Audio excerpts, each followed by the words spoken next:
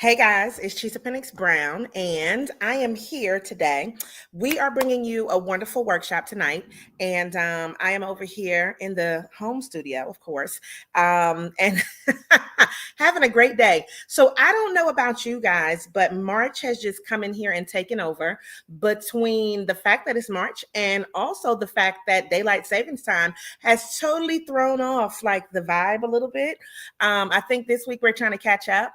So if you are and you feel that, then you understand. Tammy is here for all of you guys who love to get a little love with Tammy, because I don't want y'all to even have to ask where she's at, because you know she's in the building.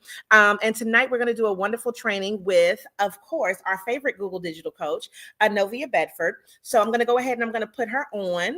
And ta-da! Hello. Hi. Hey. Do I have a filter on? I think you have a little like blurry background, so you're good to go. I mean, Yeah. my face is because I'm tired, but I look like I'm giving right now. How is your skin giving? You look supple, girl. You look supple. You look like you drink water and mind your business. No. Hey, everybody. Woo! We are Yes. Cindy.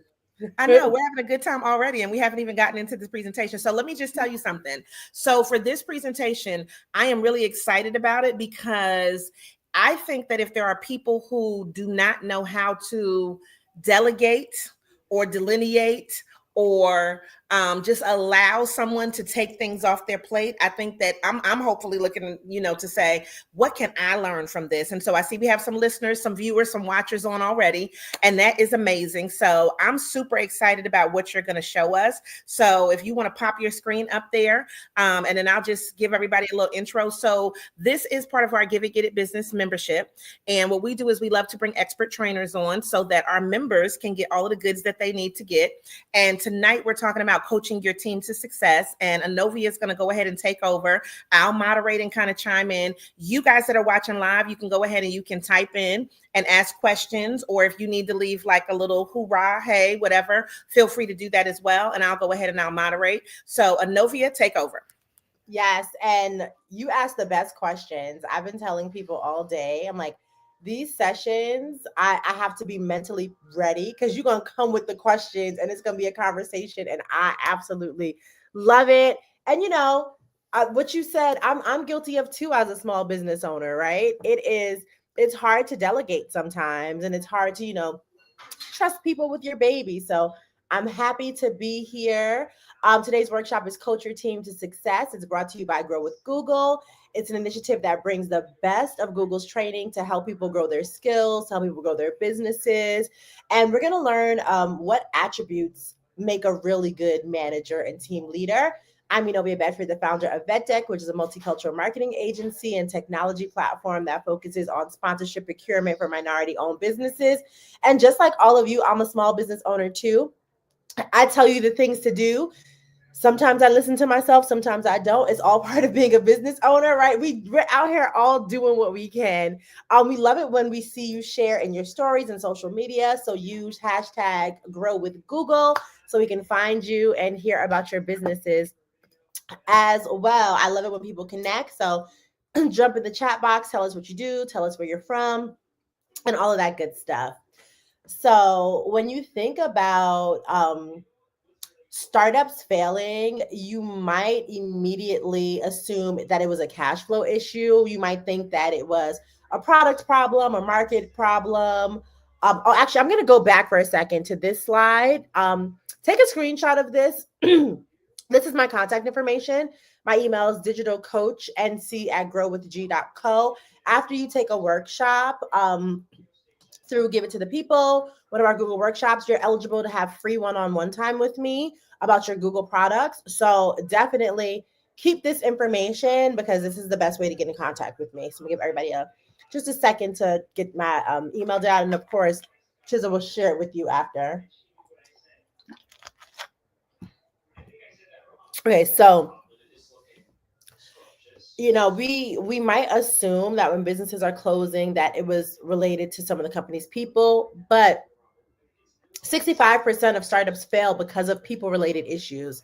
Many startups think about their people and their HR processes after their product and marketing strategy. It kind of comes last, but it could be more important than those things. And it really, really matters. Nothing is more important than the people that you bring on your team to help you accomplish your dreams. And you may have the most brilliant business idea, but without the right team, it's never going to work, right? So 65% of businesses are like, don't work, and it's people issues. So we're going to talk about a couple of things today. First, we'll understand what makes a great manager based on the attributes and behaviors observed through Google's internal research. We'll see the 10 attributes that make the best managers. Then we'll learn how to be a good coach to your team and understand when to direct, when to mentor, and when to coach. And then lastly, we'll help you understand how to provide meaningful and developmental feedback to your team. This is a part that a lot of people struggle with, including myself, that feedback part, because you don't want to, you don't want to seem mean. You don't want to, you can hear a little noise from the background. Okay, hold on.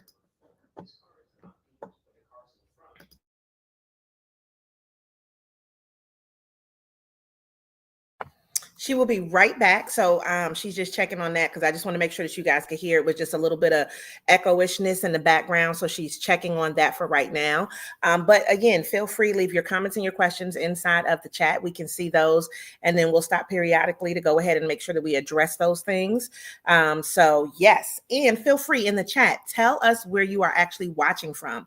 So what city and what state are you watching from? Because I always love to know that. And you can feel free to type that in the chat. We like to know like who's on, where you're watching from, because the reach is, something that's great. And we also appreciate you watching live. But if you end up watching on the replay, then you can still leave comments there as well. So feel free to do that too. All right, she's back. Oh, almost. She was back. She'll be back in a second. I'm back. Okay, I'm back. Can you hear me better? I'm a little bit more clear. Okay, perfect. Okay, so first, to be the best manager and coach for your team, you need to understand those attributes and the qualities that make a great leader. So many of you might feel uncomfortable with the idea of managing others or believe that a talented team will do a good job naturally, right? You find the best of the best and you're like, oh, let me just pop them in this position. They're going to do great. But effective management plays a key role in team success. And even more important, it's one of the strongest reasons for employees to stay with the company or decide to leave. Now, real talk moment. If you come from a corporate setting, a lot of us have had issues with previous managers or previous heads of department just by, it could be management styles. It could be so many things. So I always like to think of some of the really great managers I had and leaders I have and try and kind of take from those styles and leave the other stuff. So what this means for all of you is there are some really basic things, many of which I'm sure you're already doing to ensure you're a great manager. One is to create an inclusive environment. So are you modeling a respectful and inclusive environment to your employees? Are you encouraging everyone to show up as their true, authentic selves? And are you supporting your team in good times and in bad? My team of, it was made of real people. So recently I had to stop what I was doing and take my son to the hospital for a school accident he had, and he got hurt. And I had to rely on my team to pick up the pieces. We've had, people who've had sick family members, and you want to make sure that, you're supporting them thoroughly through those bad times. Like, money is not everything. We are a people first company. So I want to make sure that all of my employees are being taken care of, emotionally when it comes to certain things. And if there's certain stress on projects that we could relieve them of, I do, depending on what's going on in their lives. One of the things is to empower the team and don't micromanage. You don't need to be involved in every nitty gritty detail, in every little task that your team is doing. You want to make them feel empowered to make their own decisions. You want them to take risks, and you want them to be able to innovate on their own. You also want to support career development and discuss performance. Do you communicate performance expectations clearly? Are you aware of your careers, your team's career goals? Are you aware of their dreams? Do you help them find opportunities and continue to grow? I've had people come on and, they were clearly going to outgrow my company. And when it was time for them to outgrow my company, I wrote them beaming recommendations. When they needed those verbal recommendations, somebody had to call me. I did those as well. Your team doesn't have to be your team forever, but what are some of their goals? Some people on my team have wanted to switch different positions or do, other things. One person started off as an assistant, but she was really good at social media. And she's like, can I pivot and switch over here? So definitely be open and talk to them about what their goals are. Now, when you're in larger companies, I know that this is scary because voicing what your career goals and dreams are could give the person asking the impression that you're not happy where you are. And that's like another thing about building trust with your team so they can trust you enough to tell you, what some of their dreams are. You also want to be a good coach. You want to provide specific feedback. Are you asking good questions to help your team find solutions and explore options? Are you having one-on-ones with each member of your team that include feedback and coaching? These are all things you want to be doing. You want to be a really good, clear communicator, encouraging open dialogue, being responsive, being transparent, truthful, calm, and are you a good listener? I remember I was really excited about this software that I purchased, this very, very expensive software that I purchased. And I was so excited. And I'm like, we're on a team meeting. I'm like, okay, everybody, we're going to use this. And about 2 weeks later, people started letting me know that they in fact hated that software. They're like, this actually is not good. And it doesn't do what we need it to do. And, rather than stay in the system and force them to use this software, I'm like, okay, well, can you find other options that you think will work better for us, right? So having that clear communication and being a good listener is really important because they could have been telling me that it was bad and I'm not a good listener. And I'm like, I don't care if it's bad, but you want to make sure that you're actually listening.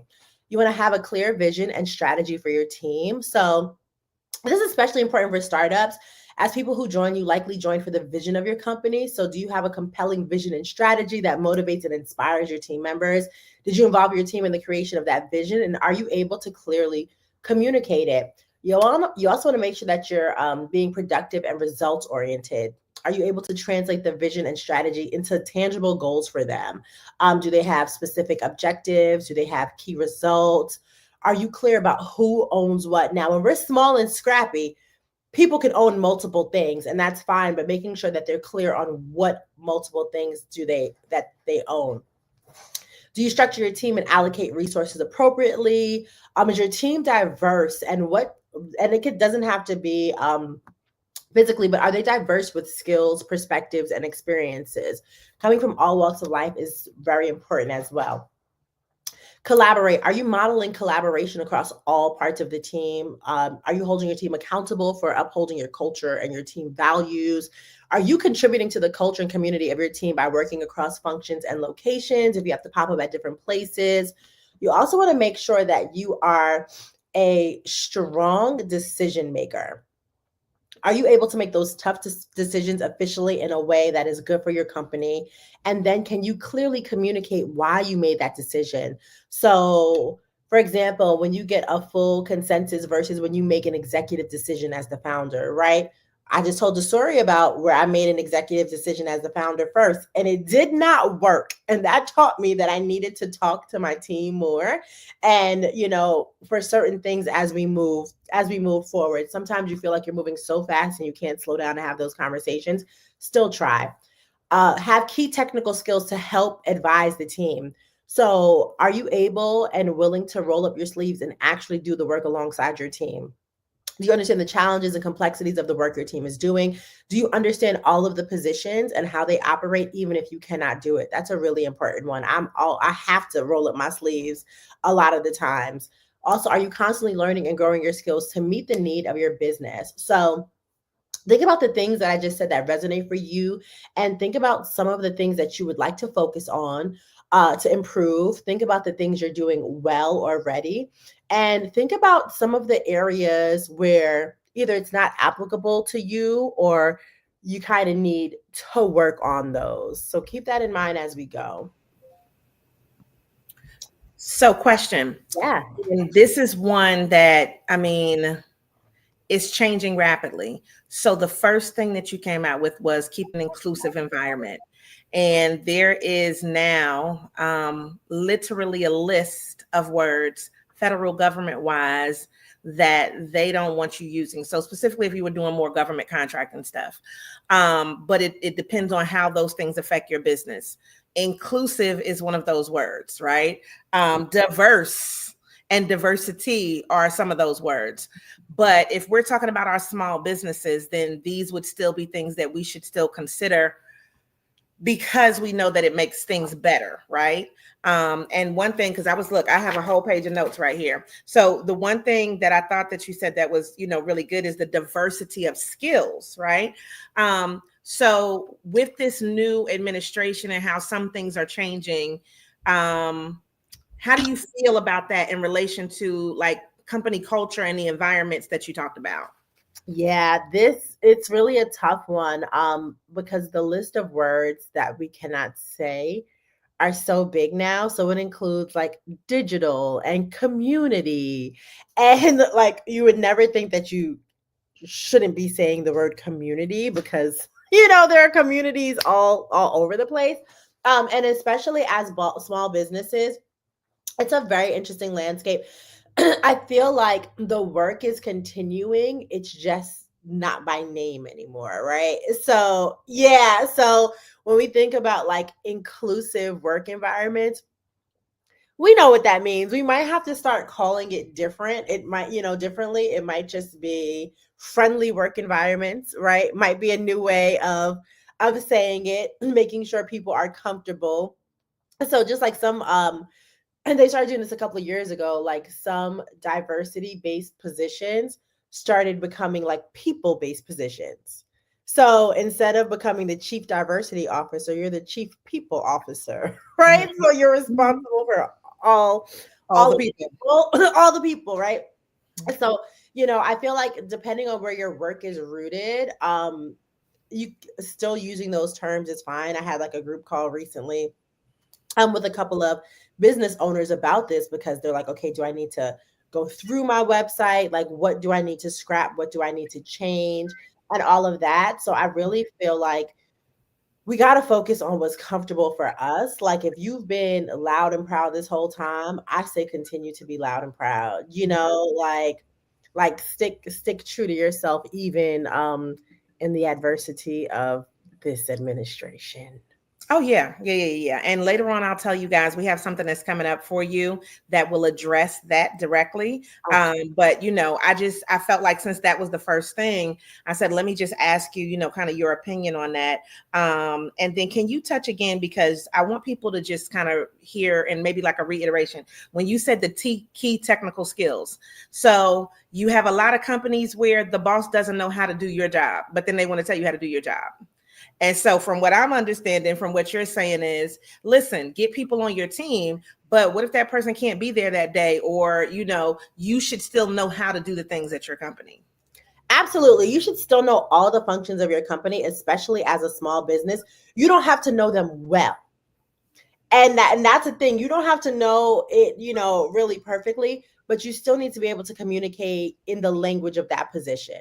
So I always use SEO as an example because SEO is not an easy thing. It gets really technical, for the most part. And a lot of us can't do it. We don't know how to do alt text behind the pictures. Like there's a lot of things that go into SEO, but we still need to know the terms. We still need to know the language of it. So I'm not saying that like you need to be able to code your website by hand, but you need to be able to go into the back end of your website, and tell somebody if there's a problem and how, and kind of a main area of where they need to go to fix it. You still need to know some of them. If you know how to add and subtract, then you don't need to be a full accountant, but you need to know how to read your P&L, right? You need to still know you still need to know what your sales team is doing and how to operate all the functions. And it kind of makes you a jack of all trades. Like for my company, when I knew that I wanted to do more sponsorship procurement and marketing on this end to pitch to brands, I went and worked for a brand because I needed to know how the brand thought. I needed to know how Mhm. to get the yeses. So Mhm. I didn't stay on my side and just like, guess what makes them say yes. I went and worked at these companies and they taught me, Gotta make them how say what yes. they say yes to. So then when I went to start my own thing, I'm like, well, I know what they say yes to because they taught me. And it might be having training sessions with your team. It might be, when you hire the people on or getting a specialist for a couple of hours to really explain to you those specific functions so you can know. One, it's a good way to manage your cash flow because you know when you're overpaying for something Mhm. because you're like, this is really only supposed to take 10 hours to do, and you over here charging me for 40, 50 hours, right? So Mhm. knowing those functions is definitely good. And especially if you do have to jump in or if you need to replace somebody quickly, you'll know, kind of what to look for. Yeah, so you can kind of troubleshoot the people that you hire and be like, this is out of control. This shouldn't be that long. So I love that. Okay, that's all of my questions for right now. And if anybody else has any questions, don't forget you can type them in at any time, and let us know what's on your mind, or let us know if you have anything that you're thinking about. Okay. Yes, let us know. So today we're going to focus on being a good coach as one of the areas that can make a significant difference overall in the success of your team. So, what does it mean to be a coach? Coaching is a mindset, it's a way of being, it's a way of relating, a way of connecting to people. It's really about unlocking someone's potential. And it is huge for you all as founders or managers because eventually it should free up your time. It empowers your team and essentially up levels your entire company. It's like the old adage, give a man a fish, you feed him for a day. You teach him how to fish and you feed him for a lifetime. You want to help your team build these skills, and also, if you're on a team, being vocal about this. So I have my company, and I'm part of two other companies where I have partners. And one of the companies that I joined onto as co founder, it's everything that we do kind of has to be run by the founder. And I'm like, but you brought me on because I'm skilled. And so when we did our beginning of the year meeting, I said, hey, I need you to sit down and I need you to figure out what things we can have autonomy with. Like, what are the things that you fully trust us to do? Because I need to know. I don't need to call you for every decision that has to be made. And it sparked this whole like conversation and other meeting because it's something that had been struggling through. And since I kind of like recognized it when I was talking to other executives, they're like, "Oh, well, we have to ask him." I was like, "Well, why would we have to ask him that? We just can't make that decision."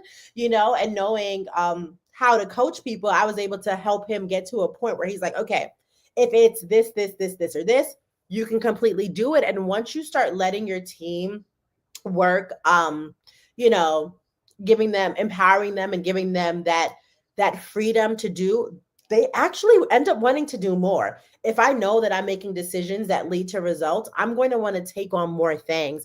And coaching is really investing the time with someone to help them learn how to fish.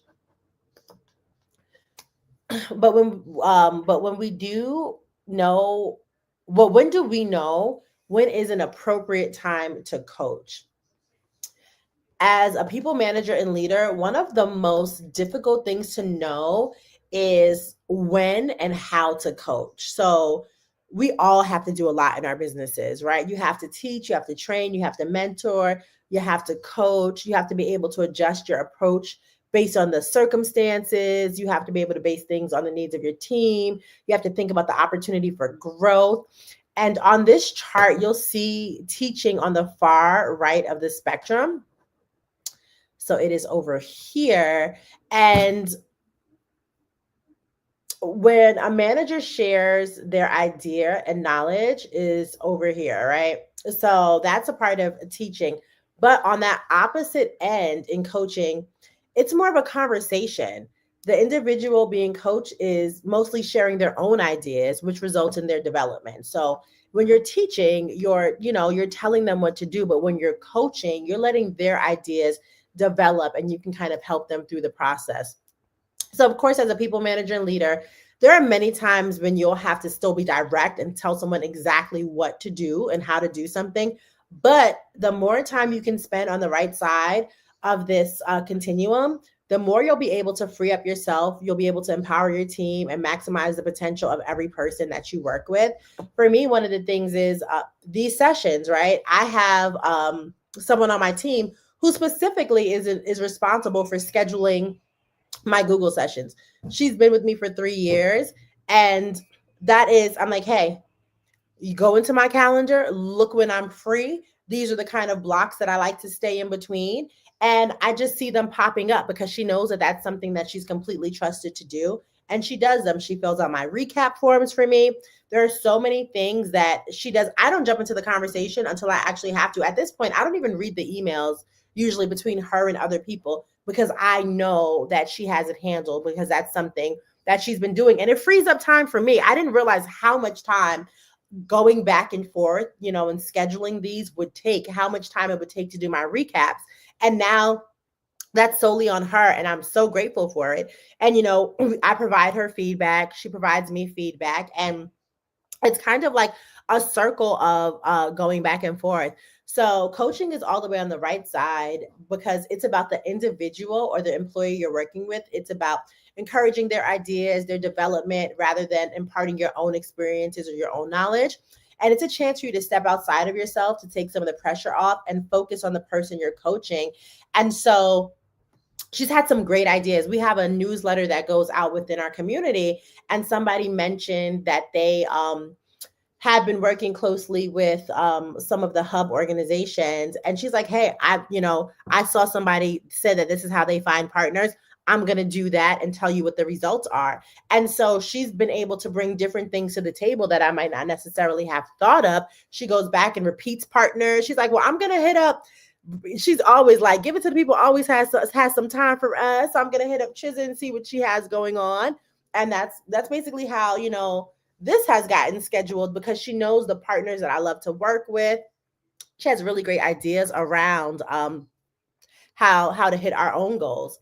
So we've talked a little bit about why coaching is important, and we're going to talk about how you can be the best coach for your team and maximize their performance in everyday tasks. Okay, so how can you begin coaching today? It's kind of late, so let's start tomorrow. So the idea is not to have you go all out and become like certified coaches or anything. The idea is that you can become more coach-like in your approach with your team, with your employees, and people in your personal life as well. The true foundation of being a good coach is good listening and good asking. These are very basic skills, which I'm sure like everybody is fairly good at, but we're going to delve into the different ways to show up and listen to see your team and be curious that you can ask good open-ended questions. So great coaching actually starts with good listening. Many of you likely already know what it means to be an active listener, to tilt your body towards the person you're talking to nod, make eye contact. But did you know that there are different levels of listening? So the different levels can indicate where your focus is when you're in conversation. So level 1 listening is really internal listening. We have all done this, and we've all been on the receiving end of this kind of listening where someone is talking to you, you're nodding and saying, oh yeah, sure, of course. But in your head, you're thinking about your grocery list. You're wondering if you locked the door, if you fed the animals. You're thinking about what you're going to eat later for dinner. It's really passive attention. It's like you're stuck in your own head and you're disengaged from the person that you're with. And it's kind of like you have to like snap back into the conversation. And like sometimes you don't really know where you are, but you're just like, yeah. I notice that I do that a lot when I'm tired. I'm just like, yep, sure, okay. Level 2 is factual and focused listening. So, for example, 2 colleagues might have a business meeting to work on a new sales process. They're listening closely to each other's ideas. They're engaged. They're participating, but the focus is on facts. The focus is on words, and the focus is on objects. I have a lot of these conversations. We do a lot of strategy sessions, and that's kind of where we hone in. Level 3 is truly a whole body listening experience. It focuses on bringing empathy into the conversation. So you're engaged with what the person is saying while also taking in values, feelings that are involved in the things that you're hearing. We do this a lot in our personal life when we're talking to friends. Most importantly, you're truly suspending your own agenda and judgment, and you're like whole body listening. These are kind of like the moments where your friend is telling you a story and you're like in it. That's level 3. When listening to your team members, level 2s and 3s are where you want to be. Sometimes we're on level 1 where we're listening to our team members, especially if you have a lot going on in your company. It's kind of like those conversations that you kind of want to just get through and you're not really focused. So you might slip into level 1, but you want to make sure that you're bringing yourself back out and getting back to level 2 or 3. So to say or think, oh, that's happened to me, you get lost in your own head. But the more you can bring your attention back to the human being in front of you and listen into their stories without judgment or need to paraphrase or connect it to yourself, the more fully they will be seen and heard.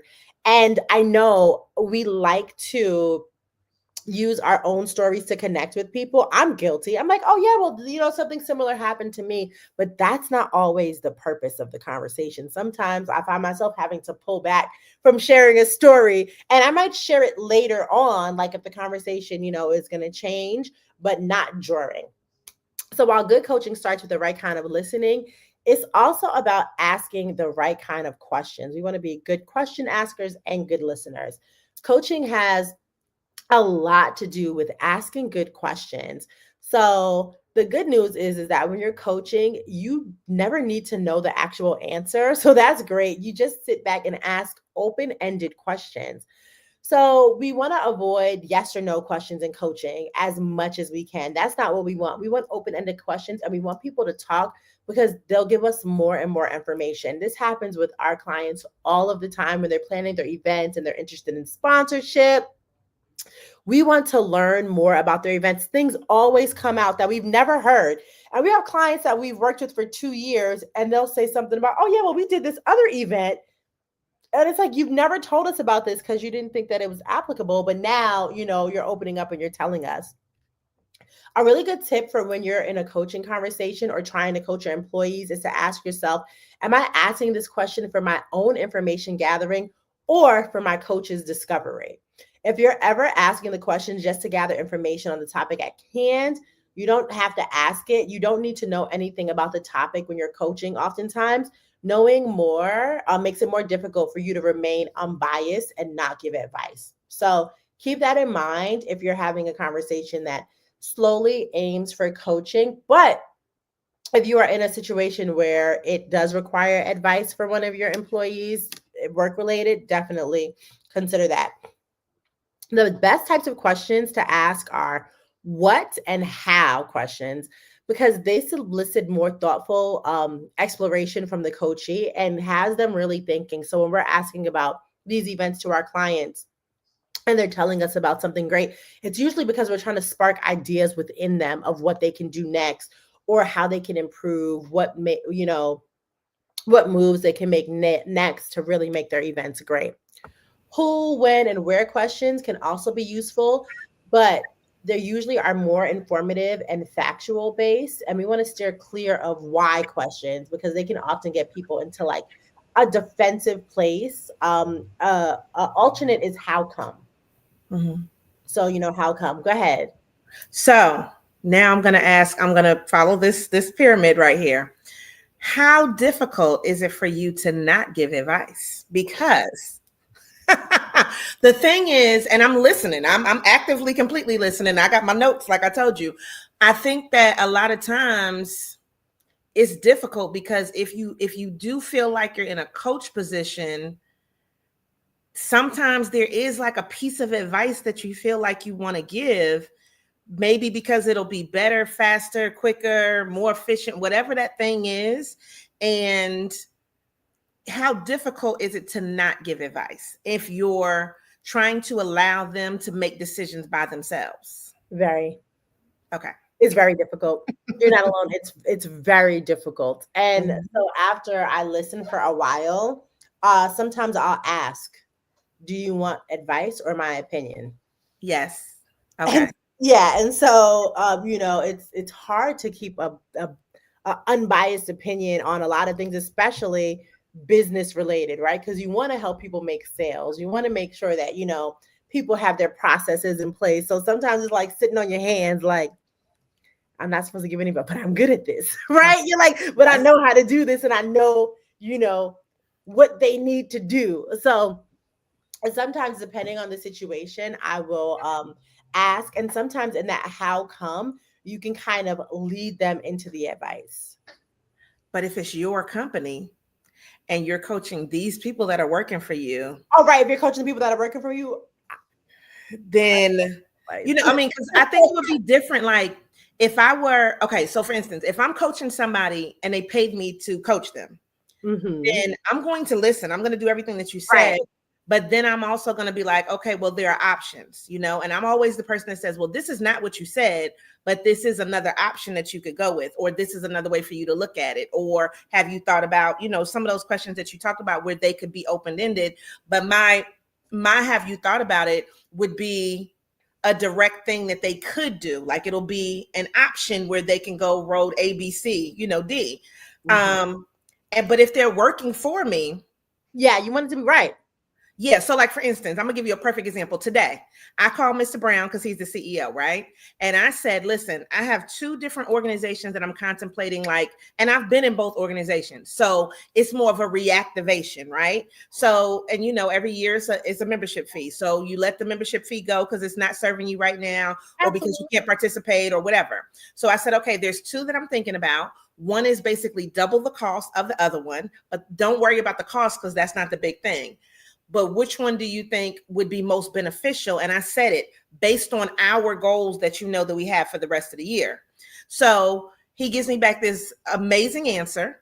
And I'm like, okay. And he's giving feedback as to why each one of those things would make sense. And, and so then in this moment, he's coaching me because he's like, well, you're still going to make the decision, but these are things for you to think about. And if you feel like one is more beneficial than the other, then you go with the one that's more beneficial. And then he ends it and he's like, well, but based on your question of which one should I go with, I think you should go with this one because that's more immediately beneficial to what we're doing.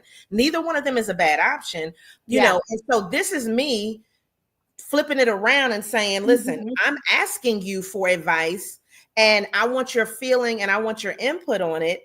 And I know I could pick both if that were the option, I mean, but the thing is, we're going to pick one to start with, and then the other one could be like a later in the year, or it could be a next year thing.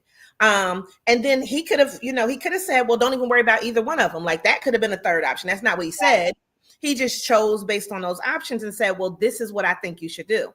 And so it's different because this is our company, Right. And so we have to spend our money. So which one makes the most amount of sense? And you giving good feedback could sway a person one way or another. Not telling them what to do, but just giving great feedback. So that's kind of where it was like, which position are you in? So if we're the company and you work for me, I need you to choose a smart option that's going to be effective for the company.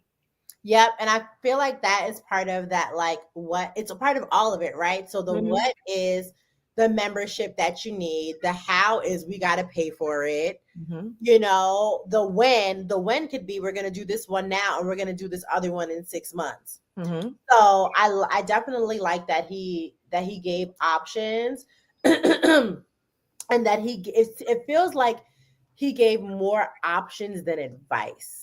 Because if he gave the advice, I feel like he would have said, well, do this one now and then do this one then, right? So I think that options is a good way of not giving advice. But honestly, I think that we all end up giving advice. Like, I think that I still end up, I'll give some options, but I also, for my team, it's hard. It's really hard not to. That's why when I say I'm in this with y'all for real, I am in this with y'all for real. Like, I know that I'm going to give the advice. I know I'm probably going to also give options, and I'm even going to ask why. And it's not intentional, but I can't always think of how. Like sometimes I'm like, oh, well, why would you do it that way? Because I'm genuinely curious, as to why. And working with teams, it's very interesting how people make decisions and what they base their decisions on, because everyone is kind of using a different criteria. And I think that is why that how come happens. Like the criteria that I was using for the software that I got that everybody hated was I thought everybody was gonna love it because I'm like, well, it to me, it fulfilled the problem that this team was having. It fulfilled the problem that this team was having. I thought it fulfilled the problem that this team was having. But when it came to how the software, I kind of feel like how the software linked the teams together, they didn't like it. They were kind of like, well, we'd rather just jump in Slack. Well, we'd rather just like what we're doing is working. So why change it? So here I am, like, technology girl, like, well, because this is, and they're like, girl, we don't want none of that. Get your money back. So their decisions were based on something else. Their decision was based on ease and speed. My decision was based on having less tools. Okay. So my decision was based on, I feel like I want to streamline, have less tools to have to hop into. And they're like, girl, we got other fish to fry. Hopping into these tools is not where the problem is. So I like that they were able to be open enough with me about that to have those kind of conversations. And it made me really think like, dang, so the stuff that I'm basing my decisions and my moves on, none of the people on the team, like, they're like, this is not a problem for us. So in my head, I'm like, well, I've seen you had to go into Slack, and I've seen you had to go into it wasn't Trello at the time, Asana, and I've seen you have to go into your emails. And they're like, we don't mind that. Yeah, no, I understand. I've had to do that with one of my clients, and I'm just like, this is too many things. So I'm probably more in alignment with you. Like, can we just use one thing? Like, why am I here? And then you send this, and it's a button, and it's a light, and it's a flash, and it's a boom. Like, it's too many things. And then you have another set that's doing something different. Why are you all not using the same thing? So I understand that. To me, it makes sense. But I think sometimes people get used to things. And but you may have some companies where it's not even a that thing. This is the equipment. This is the technology. This is the software. We bought it. This is what you need to use. It doesn't matter if you like it. Like, you need to get to learn to like it. And so, you being flexible, that's one of the things that I think is good. But okay, I just wanted to just ask that because I'm sure somebody out here is like, coaching and don't give any opinions, coaching and don't give any advice. What kind of world are you talking about? So I just wanted to. we do it, but the more you do it, the easier it gets. Like, I'd still give advice, but I find myself having to give less. And using examples. So for me, I'm thinking company 5 years down the line, right? So that's why I want to streamline now, because I'm thinking that these 3 departments I have, as y'all grow, we're going to need a system into place as we're onboarding people that we can have all one system. Y'all are like, girl, I'm trying to get to the end of this project. Right. So you're not seeing the foresight that a CEO has to see, because those aren't the kind of problems that you have to have. So it can get to the point where there's a little bit of friction, because I'm thinking as you're growing and there are going to be people under you that you have to train. I don't want you to have to train them in this, and this. I want you to have to train them in just this one thing. So after that discussion, I'm like, okay, well, we still need to find an all-in-one service that works for everybody.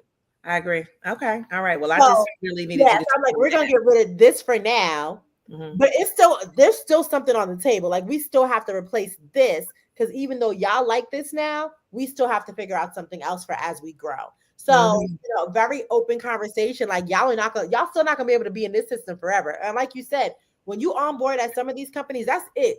They use this. That's what you're using. It's no option. And then, I saw a meme the other day, and it was like when you're training somebody at a new job, and you know how they'll like do the first letter of each word, and it ended up being, this is not how you're supposed to do it, but this is how I do it. Oh, definitely. Because there is another way to do it. And I am a queen of that. Like, that's one of the things that Mom always says about me. He's just like, I listened to your classes and you told them how to do this 3, 4, 5 different ways. And I'm like, because there is 3, 4, 5 different ways to do it. And, I may do things a certain way. And so it was like, even in the training portion, like, when we first started this business and just showing him like the stuff that I do behind the scenes, I do this and this and this. And it was funny because he transcribed some stuff. Okay. I need you to know how long it took.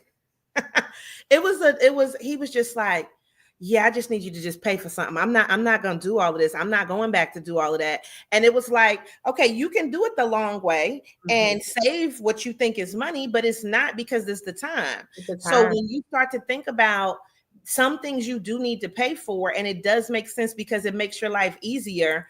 As long as it, as long as it's serving its purpose, it's worth paying for. And that's the same thing I think about people too. If you're doing your job and I don't have to think about stuff and you make my life easier, it's worth paying you to do that. So yeah. Okay. I was creating a strategy guide for event sponsorship, and I wanted it to be maybe 20 pages long. I was like, this is not going to be a really long thing. As I started doing it, my first run through, I wasn't even halfway done, and it was like 65 pages. And so I was like, okay, this is going to be a bigger thing. So I voice recorded it. And so I just was recorded the whole process, and it needed to be transcribed. And I went on Fiverr and got somebody to transcribe it. I was like, who can transcribe this thing? I think I might have paid $20. I'm like, and it ended up being 234 pages. Crazy. Yeah. So I ended up accidentally writing a book. But it's, it's like, I don't want to have to give that to anybody on the team. Like, I got to figure it out. And I needed to get done. So I definitely, your time, especially, the higher up when you're running a business like we do, your time is so important. And there are so many things that I'm like, I actually can't spend the time, doing this. Okay. So, we're going to talk more about talking. So a great acronym to help you stay focused while coaching is WAIT. Why am I talking? So asking powerful questions is really important, but as the coach, you should be talking about 20% of the time at most. I know, an hour-long conversation, to think that you're only supposed to be talking, like 15 minutes of that is kind of crazy. And you want to ask simple, open-ended questions, and then you want to step back and listen. So I was part of a coaches program at CPCC, and we used to use this framework for that. It is a lot easier when it's not your team. It is so much easier, like we were talking about, like when you're doing like sessions for clients, than when it's people that work directly under you. So definitely always keep that in mind, because you want to jump in like, what happened? Wait, what? Well, how that? And so we kind of have to sit back. As 20% of the time is not a lot of time, but you want to ask simple, open-ended questions and then step back. And if there's some silence because you're, asking a thought-provoking question, it usually means that, just let them think. You don't need to fill that silence, and you don't need to qualify your questions or elaborate or provide input. Just remember, before you start speaking, while you're giving them time, like ask yourself, like, why am I talking? What is the purpose of this? Is this going to help them to grow? So I know we're all wondering where to start when it comes to asking questions. And here are some great sample questions you can use to get started coaching. What's happening? This is all about establishing the current state. Coaching is present and future focused. So this is about bringing the coachee to the present moment to understand what's happening exactly now. Another question is, what's most important? So it's great to get an understanding of what's most important to the coachee, where they want to go and establish that ideal future state. How do you get there? This is about laying that groundwork and having the coachee understand how to take the steps to move towards their ideal future state. And once again, in this place, you don't need to give advice or tell them what to do. It's in their hands. So if one of your employees is, they're like, well, currently I am, the marketing manager and I love marketing, but I want to get more into operations, right? You don't need to tell them that they're a great marketing manager because you want to keep them as a marketing manager. You want to explore why, what is there? How come you want to be in operations? What's attractive to you about operations? And let them talk and, get all of that out, and they might take some of the skills. I started off in jewelry. I was a jewelry designer for a long time. And I realized that I was a much better marketer than I was a jewelry designer. And so when I had the conversation with the CEO at the time, he asked questions around, because he was like, what you design? Like, you have a hard skill set and you want to do what? And so that was a really interesting conversation and how he handled it. And he helped me get to the bottom of it kind of easily. One of the things that he had me doing when I was working on new collections is he would have me pull the sales orders from that company. So say I was doing something for Walmart, he would have me pull the orders and see what was purchased the most. And by doing that, I was learning about the customer, right? So if someone bought hoop earrings with pink enamel on it, I would know that they would buy a set of bangles with pink enamel because they already had the earrings. And so as I started explaining to him, so to him, he's thinking that he's helping me design by having me do this. He's like, okay, well, then you can design this and then you can go to the, you can design that based on that. I was doing the market research. I'm like, okay, but what girl is buying these pink enamel earrings? How old is she? Where does she live? What cities are these selling in? And so as I started telling him the task that he had me do and what it actually computed, because we're all, like I said before, we're all thinking about things very differently. He was just like, oh, wow. Yeah. Okay. Moving to be in marketing, definitely makes sense. So good coaching is based on the foundational belief that people are naturally creative, they're naturally resourceful, and they are whole, which might sound a little like, okay, but it really means is that every person you're working with in coaching has the solutions and ideas already inside of them. And when you're coaching, your job is to help them pull that solution out. A great model we can use to begin to coach is the GROW model. And this will help you work through a basic coaching framework when you're working with your team. So the G in GROW stands for the goal you want. The R is reality of today. What is happening today? What are you capable of? The O is what are your options for action? And the W is will take these steps. So those are the things that you're going to do to get to that goal. So the GROW model, goal, reality, options, and will can aid in the natural evolution of a coaching conversation. The key here is to not rush to the will or the action. And that's that advice piece that we're like sitting on our hands to give you. Coaching is really about discovery, and you should spend 90 of your time in the goal, reality, option space, really focusing on the goal and what their actual reality is. It's so rare for people to explore options out loud and to dream about their goal and to explore a reality. And coaching is time for that. I find that so many times we figure out all of these things in our head, but there's nobody to verbalize it to. And it's the same for our employees. They are having these conversations with themselves in their heads and never get to verbalize it. And as you verbalize it, it's like you kind of like open up and more, and it's like the ideas start flowing once the words start coming out of your mind, out of your mouth. It's a human tendency to rush towards the solution and to immediately fix the problem, to find the problem and fix it.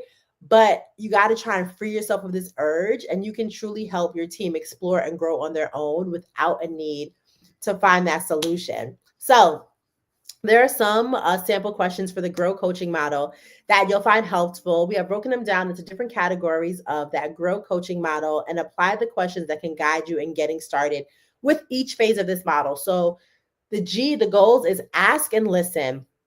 What is your goal? What is most important for you? How can I help you? Is a very important question if they've been thinking about it. And even if they haven't, once you ask that question, they can kind of focus on what your skill sets are and how you can apply that to help them.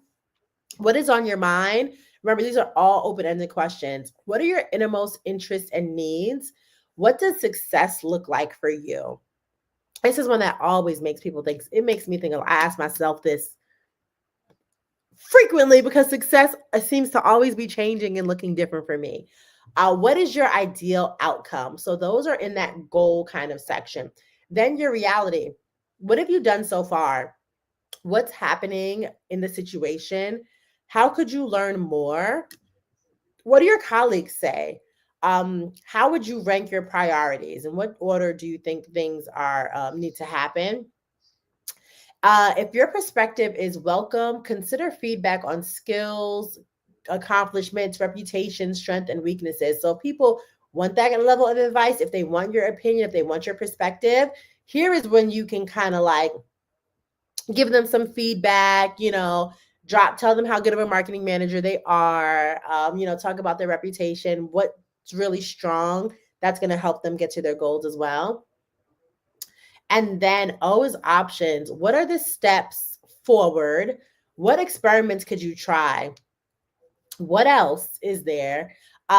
Stretch assignments, big projects, experiences, right? How can they stretch within your system? What else could they take on? For that assistant, she started creating some social media content for us, and she was really good. She was naturally amazing. So was really excited about that. If there are any network opportunities, if there are any options for a mentor. And finally, that last one is that will. What is the next step for you? What do you want to do? What is a deadline for it? What resources would help you? How can I help? What advocacy could I do that can help you? What is a small step forward? Sometimes a step is just starting. How do you want us to monitor? Like how are we gonna to monitor what's happening, and how can we track your progress in this? So if it's an like a 45-minute session, you can just ask these questions. It's already kind of there for you, and just track what's happening.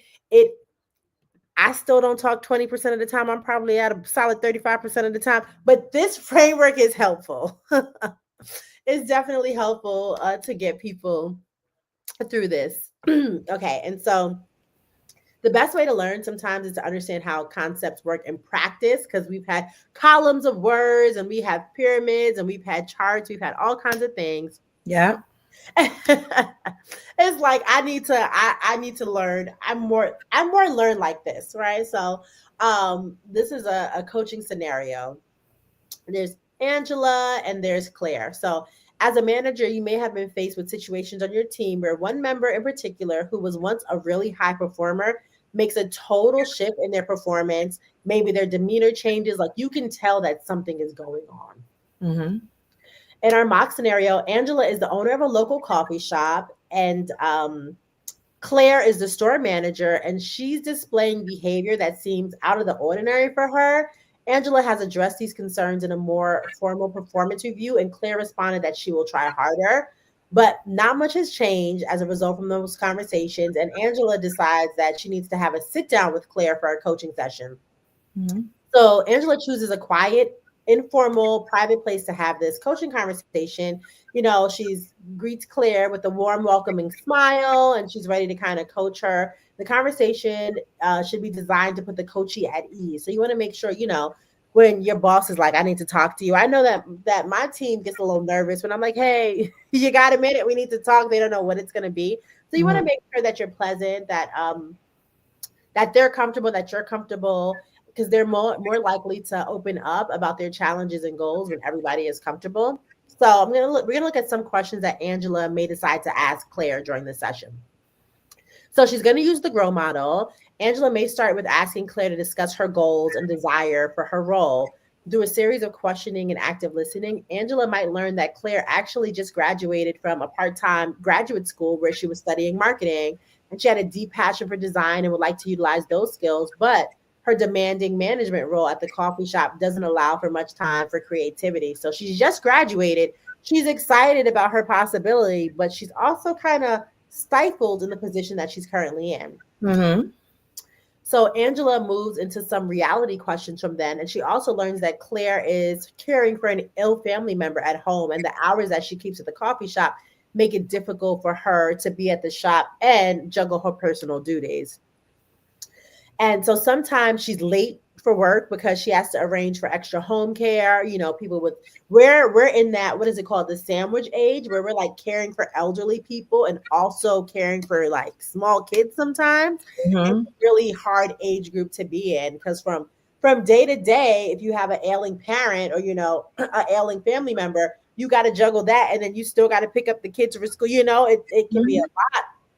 And then if you don't have that opportunity to discuss that, it can be, you know, stressful. So mm-hmm. she's late because she's arranging for extra help. She has to take the family member to doctor's visits. The stress of her home situation often carries over to her work and affects her moods with the baristas, with the customers. So from this example, Angela has learned that some assumptions she made about Claire's performance issues were totally wrong. The concerns have everything to do with Claire's motivation for the type of work she is doing and a challenging personal situation.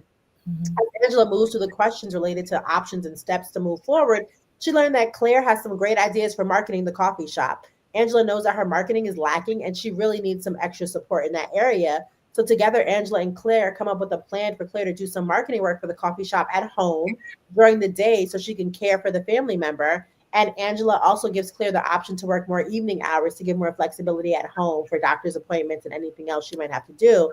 And then they both commit to meeting every other week for coaching to discuss her progress with the new responsibilities, any changes in her home. And this one coaching conversation, Claire could have went and found a marketing position somewhere else.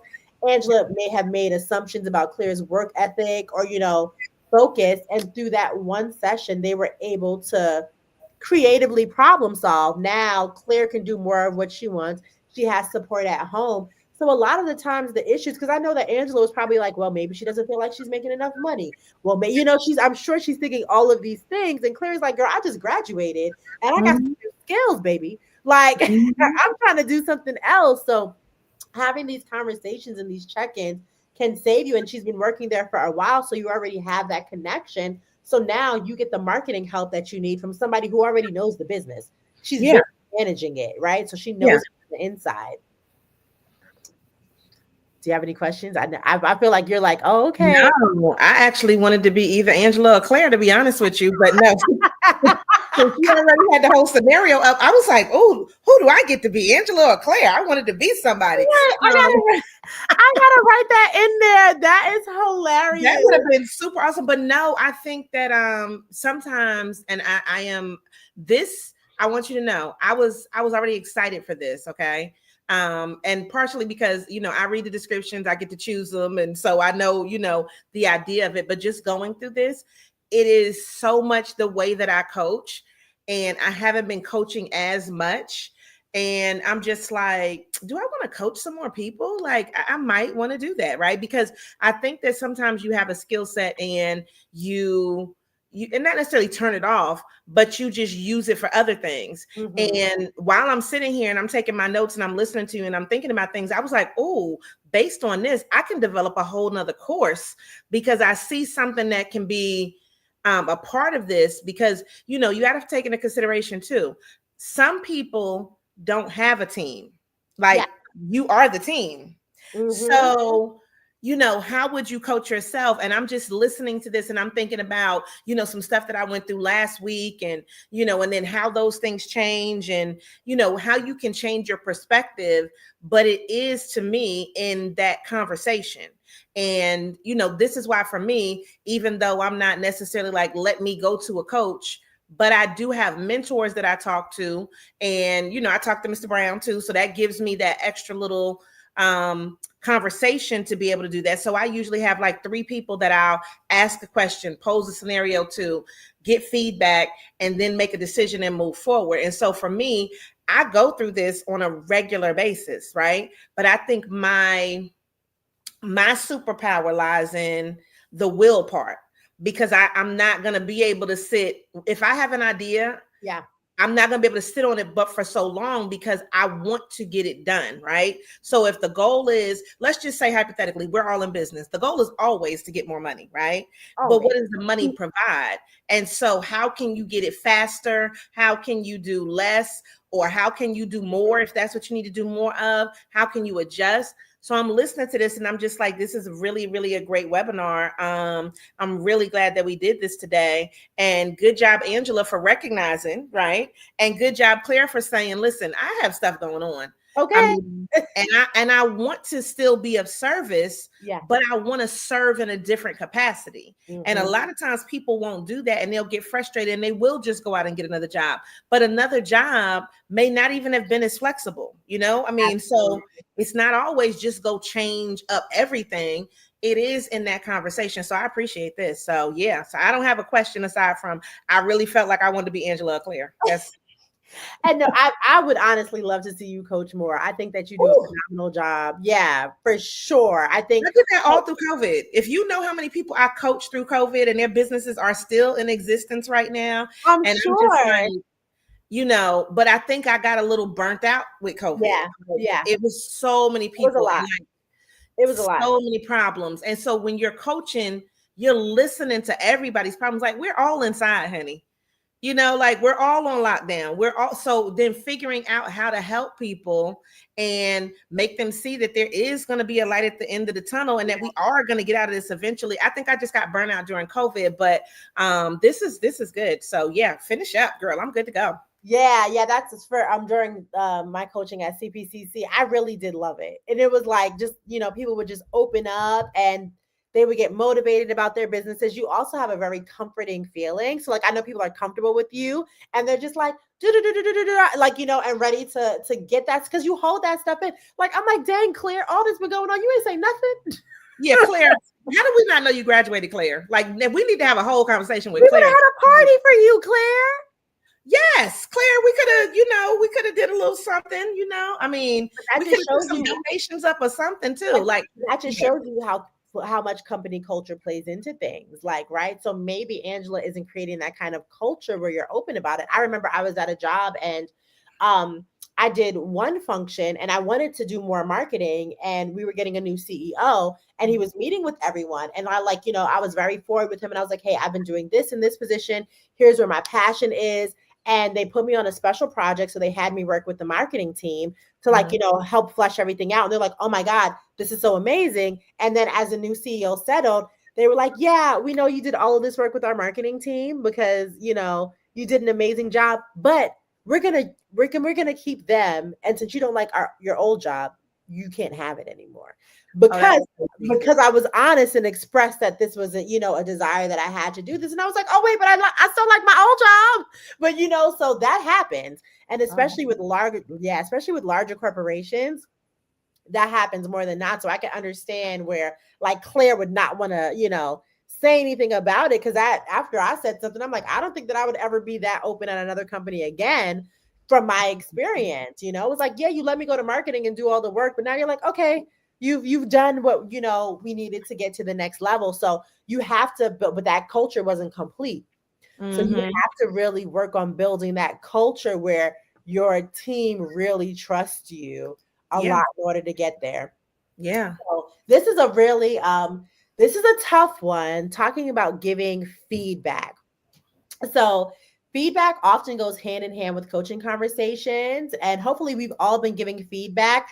I have had trouble in the past receiving feedback and also giving feedback. So I had to do a lot of work on feedback on both ends, because sometimes it can be a little bit of a difficult conversation. When it's a positive thing, it's, it's like, yay, these things are positive, but it's also intended to help us grow and develop. But when someone says, I have some feedback, it can be a little, fear-inducing.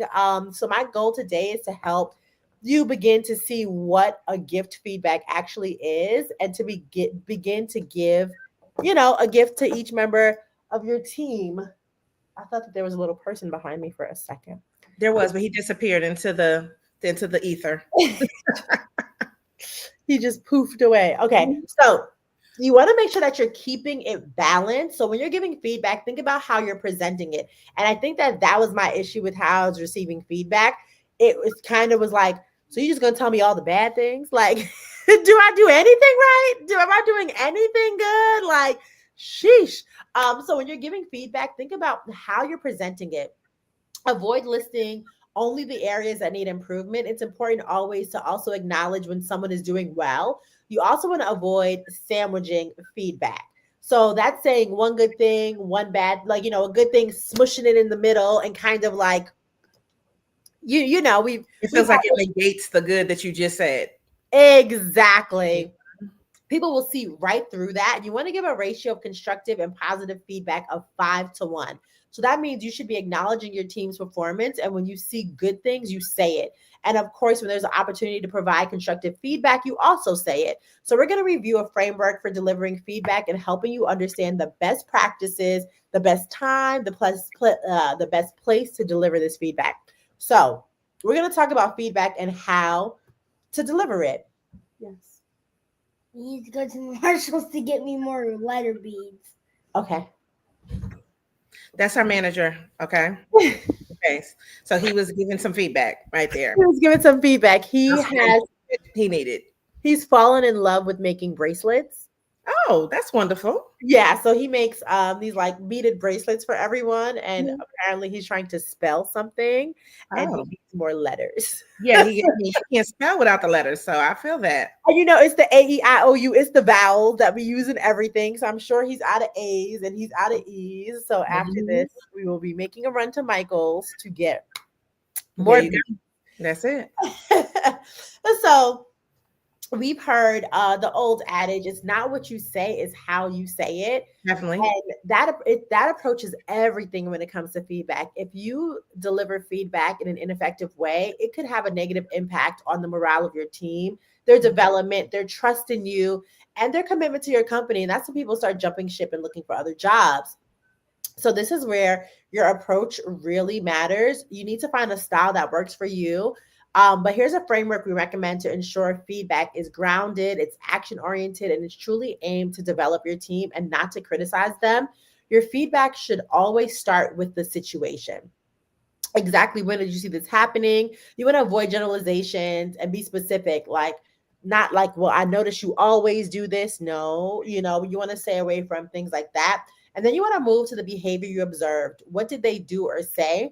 Lastly, and more importantly, is the impact. What's the impact of this behavior? Or in other words, what's the purpose of providing this feedback, right? So what was the situation? What did they do in the situation? And what was the impact? And once you move through this framework, you can work with your team member to ask clarifying questions, to create options, and to agree on the next steps. I remember before I left New York, I was part of a marketing team. It was a beverage company.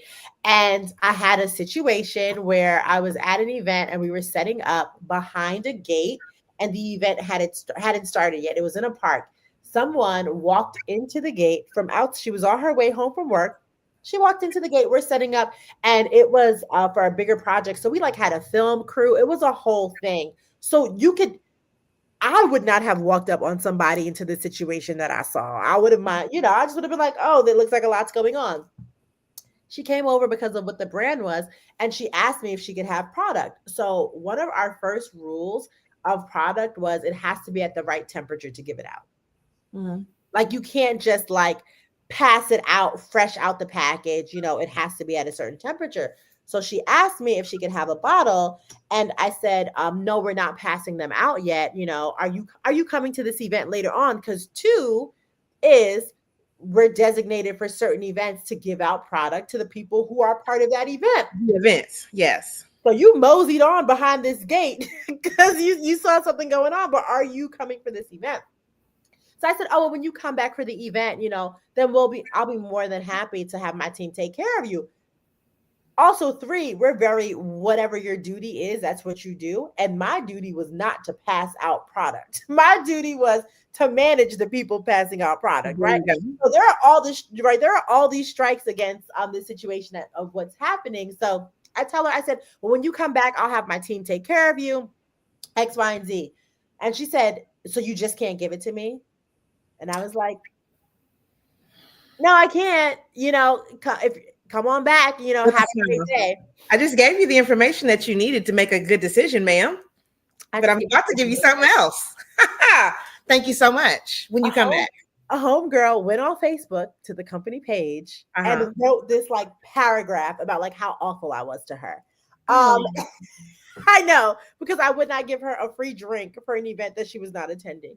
And so I got a call from my boss at the time, and it was a feedback call, and it was so off-putting from him because he's been working with me at months at that point, and he's like reading what she said happened, which is what she said happened. She said, I came behind the gate and I asked this person and she told me no. And I feel like she should have told me yes. So violation. So you admitted that you violated. Yeah. Okay. So, yeah. I mean, once I read that, I'd have been like, okay, thank you for handling it this way. Ma'am, we'd appreciate it. We're going to be having more events at such and such. And when you come to our next event, we'll be happy to give you boopity boop. I mean, like, that's how I would have answered the Google thing because, you don't want to be rude as a company. But would I have tried to chastise you for doing that? And then she said what she did and she said what you did? Yeah. And the company policy. So, yeah, people get out of control. Mm-hmm. And she wrote, she wrote it all out. She did add some flavor to it. She said that she basically said that me telling her no was rude because people feel entitled to things. She feels like, well, it's free. It should be given to me because it's free. And that's not how it works in the real world. And so, they were very off put because they've worked with me and they know how I am. And they're like, it's kind of crazy, but I'm going to give you some feedback. And we basically went through this process where they're like, we know you stuck to the rules. You did what you were supposed to do, right? So my feedback consisted of, well, number one, it was a close-up event. You did that right. Number two, you did this right. Number three, you did this. So they kind of stayed in the 5 to, the 5-1 ratio. Mm-hmm. And they said, you did make the call, which was fine, but we still have to have this kind of feedback conversation with you on areas, that couldn't, because at one point in time, I did turn my back. At one point in time, I was just like, okay, good day. Right. Because I'm not standing here arguing with you about, you can't make me. So let me quote the great rapper Plies. I ain't finna argue with you. I'm not about to argue with you. I'm not about to argue with you. I'm not about to argue with you. No, ma'am. And the other thing is that day I had, because we were all over, we had to do an event at a soccer stadium. We were all over the city. So I literally have a film crew following me around for a day in the life type thing. And I'm like, did y'all set this? This is weird. What is going on? And so I'm just I don't want this to get, out of control. So I turned my back. And I pushed, we had the wheelbarrows and I kind of pushed it. And they were like, that's the only thing that we think that you could have done differently. Instead of turning your back on her, you should have walked her kind of towards the exit off of the premises or got security. I was like, y'all want me to call security on this lady? Yep. Sure would. I mean, because honestly, and in just the times that we live in now, I am going to use the defense of my safety. I was in danger. I don't know what this woman was going to do because she didn't get this free beverage, but I do know what I'm going to do. Security. Just honest. So I could just say, just off of that, we don't even need to go over this SBI feedback for this portion right here, because your situation, the scenario that you just gave us was better than this that's on the screen, girl. But sometimes it does take you being the best that you can be, regardless of what other people are doing. Absolutely. Absolutely. And, and I took the feedback. I was like, you know what? You're right. I should have. I should have walked, and I've after that, I saw other managers kind of use that format where you start talking to the person and walking walking them to the exit. Yeah. And so since then I've used it. I'm like, oh, okay, this is what you do. You talk. And once you start walking, if somebody is walking and talking, you have to walk. There's no other option. That is true, because you can't hear them. So yeah, I like that. I'm going to employ that. That is good strategy, though. Thank you, because I'm sure that there will be a situation where I need to walk and talk somebody away from, that. Yeah. Okay. And so after that, I did have other events where I had to and kind of guide them and walk them out. So it was I really took the feedback and was like, okay, this is great. So you want to think about the situation. You want to think about the portions of it that are motivational, and the portions of it that are developmental, and what that impact is. So, and in summary, she didn't get a beverage. Okay, look. And in summary, they responded to her and they were like, yep, our team member did exactly what? Here are the facts. We cannot pass out product unless it's chilled to X, Y, and Z degrees. You were not a part of the event. You did it. We would love to send you some product separately, but for that situation, she was correct. Have a great day. Mm-hmm.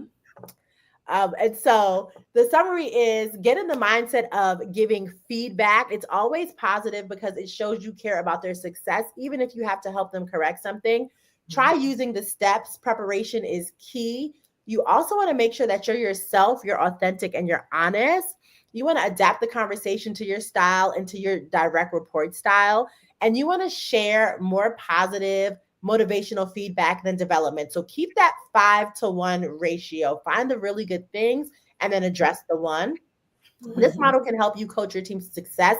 But the most important thing is that you're giving consistent, timely, and actionable feedback to your team on a consistent basis. I've not been great at this. I definitely need to go back to, we used to have bi-weekly one-on-ones with my team. Now I might do it once a quarter. I got to get better on that. But the projects that's the other thing. When the projects start coming in like that, it's so hard to keep on track. But I definitely, for Q2, this is a reminder to myself to get it together.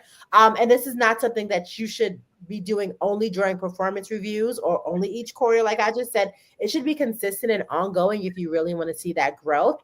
We're at the recap. So we learned about 10 attributes that make a good people manager. We talked about creating an inclusive environment, empowering your team. Don't micromanage. You do not need to stand over their desk. How we can support career development and discuss performance. How you can be a good coach, a good communicator, having a clear vision and strategy for your team. How you can be productive and results oriented, collaborating with your team. Be a strong decision maker and include those other voices, those diverse skills, and have some technical skills to advise your team. And then the GROW model was goal, reality, option, and will. So we use that to address how to coach. And then lastly, the feedback form, right? So we discussed the situation, the behavior in it, and the impact, right? So if you need to take a screenshot of this, definitely do. And I'm going to drop a couple of resources. If you have questions, definitely ask. Would love to get through some of those. I haven't seen any pop up yet. If you like video lessons, youtube.com, Grow with Google. It is like our YouTube university. There are regularly shared videos. You can learn all kinds of different skills from Googlers. There are business owners like me, but also people that work in-house at Google. It's a really great resource. Some of the videos are as short as 2 minutes. Some of the videos are as long as an hour. So definitely make sure that you check that out. And that concludes our workshop.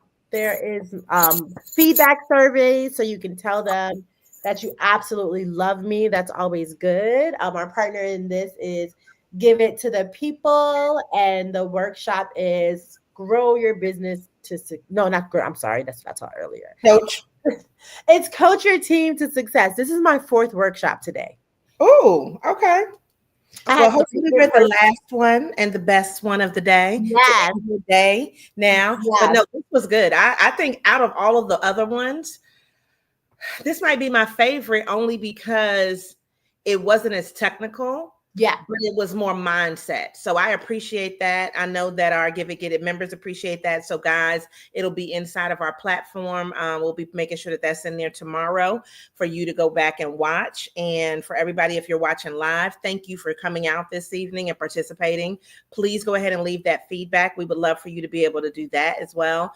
And then Anovia, we will see you for something sometime soon. Yeah, and so she I has still have to give away a membership. We still have to talk about me getting somebody a membership and giving it away on my social. I can give it away on either LinkedIn or Instagram. We do. We'll let's, because we still didn't even get to talk about that, and that's been like a month ago. So let's chit chat maybe tomorrow.